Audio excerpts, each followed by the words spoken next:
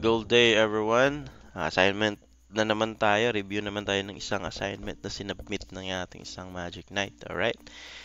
So here, nag-ano siya. This is an SGC setup during the Asian session. Asian session daw siya nag-trade. Nandito naman sa criteria nilagay. Alright? So the trade result was eto.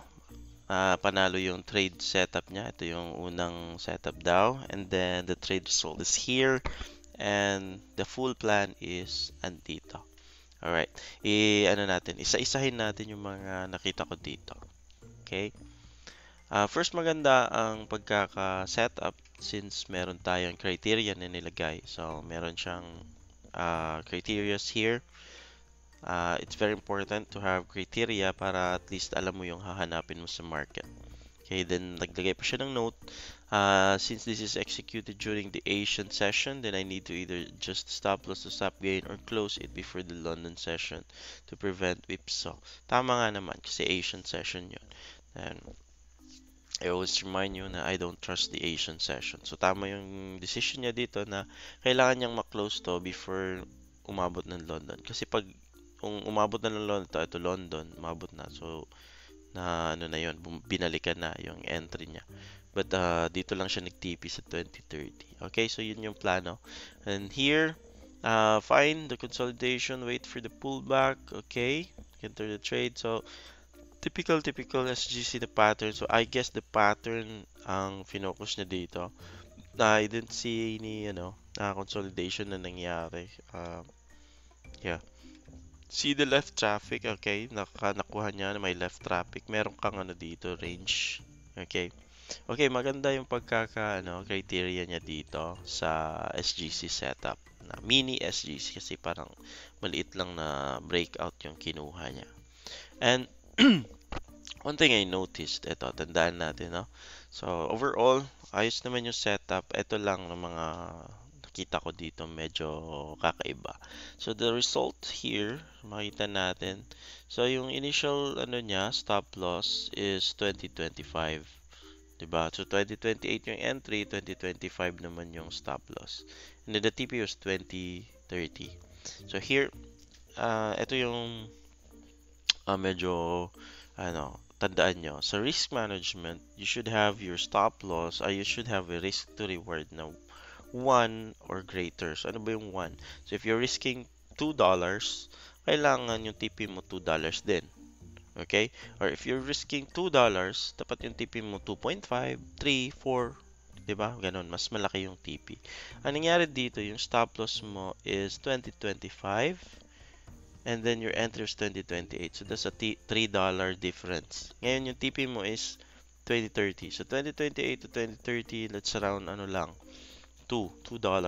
Ayun, yung panalo mo is nasa 1.99. Diba? So, if the stop loss would be hit, ang talo nito is around $3 may get. Then, your win is 1.99. So, in the long run, lugi ka na ng almost $1 plus. Okay? Every time na ma-hit yung stop loss mo. So, mahirapan kang makabawi nun.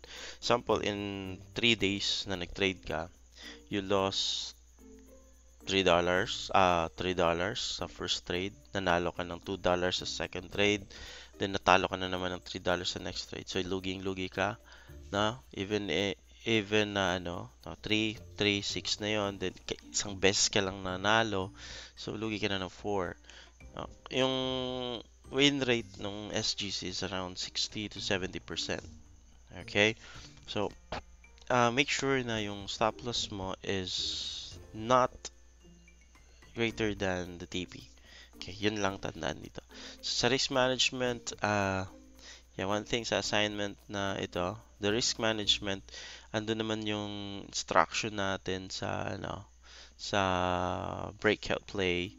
I should have the exit and entry signals and the risk management. Ano yung position sizing na gagawin mo dito sa assignment na to. Andun yung So define your risk management strategy for position sizing, calculate the appropriate percentage, psychological discipline, run me through how would you manage the trade. So dito meron naman siyang management ng trade.